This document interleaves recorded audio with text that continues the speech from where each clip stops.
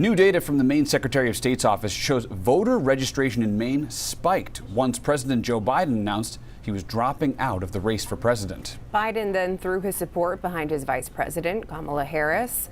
Data shows more than 3,700 Mainers registered to vote in July alone. That's the most since last November.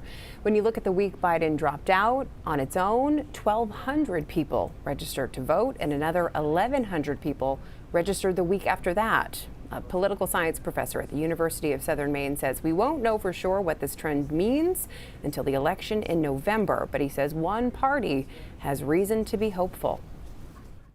Both in Maine and in the country as a whole, is an energized Democratic or Democratic-leaning electorate.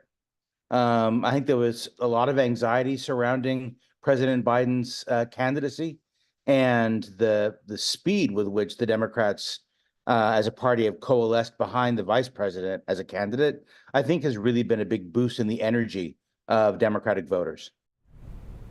The Secretary of State's office says the technology it's using doesn't allow staffers to break down the recent registrations by party.